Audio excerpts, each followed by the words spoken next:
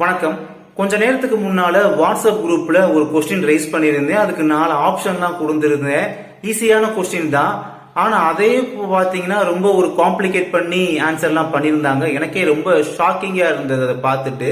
அதை பத்தி இப்ப பார்க்கலாம். மசாட்சிக்கான நோட்டிபிகேஷன் அதுக்கான ப்ரியாரிட்டி இருக்குது பார்த்தீங்களா, அதில் P3 priority government school PSTM ப்ரியாரிட்டின்னு சொல்லுவாங்களே, அதில் எந்த ஸ்டாண்டர்ட்லேருந்து எந்த ஸ்டாண்டர்ட் வர படித்தவங்க, அதுவும் இந்த பியூரான கவர்மெண்ட் ஸ்கூலில் தமிழ் மீடியம் எந்த ஸ்டாண்டர்ட்லேருந்து எந்த ஸ்டாண்டர்ட் வரை படித்தவங்க இதுக்கு அப்ளை பண்ணியிருக்க முடியும், அதுதான் கேள்வி. இதில் 5ஆம் வகுப்பு வரை படிச்சிருக்கணும்னு சொல்லி 6 பேர் ஓட்டு போட்டிருக்காங்க. 8ஆம் வகுப்பு வரை படிச்சிருக்கணும் கண்டிப்பாக அப்படின்னு சொல்லி 11 பேர் ஓட்டு போட்டிருக்காங்க. இதில் ஹைலைட் என்னன்னு பார்த்தீங்கன்னா, 10ஆம் வகுப்பு வரை படிச்சிருக்கணும்னு சொல்லி 16 பேர் ஓட்டு போட்டிருக்காங்க.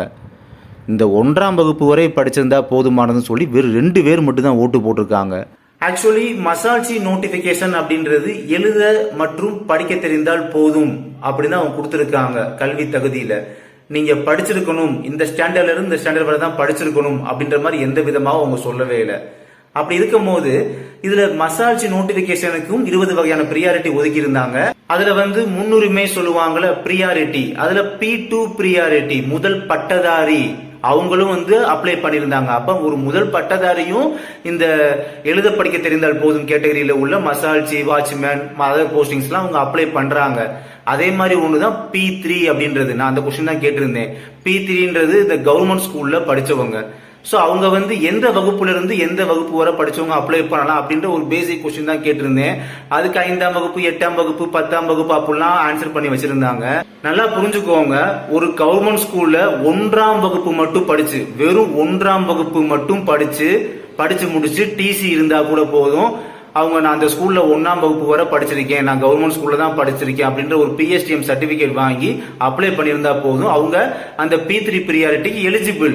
அதுக்கு அவங்க 5வது தான் படிச்சிருக்கணும், 5வது வரை படிச்சிருக்கணும் கவர்மெண்ட் ஸ்கூல்ல, 8வது வரை படிச்சிருக்கணும் கவர்மெண்ட் ஸ்கூல்ல, இல்ல 10வது வரை படிச்சிருக்கணும் கவர்மெண்ட் ஸ்கூல் அப்படின்ற எந்த ஒரு ரெஸ்ட்ரிக்ஷனுமே கிடையாது. நான் இப்ப என்ன யோசிக்கிறேன்னா, இந்த விஷயம் அடிப்படையான விஷயமே தெரியாம எவ்வளவு பேர் அப்ளை பண்ணாம விட்டுருப்பாங்க இந்த நோட்டிபிகேஷனுக்கு, அதை யோசிச்சேன்.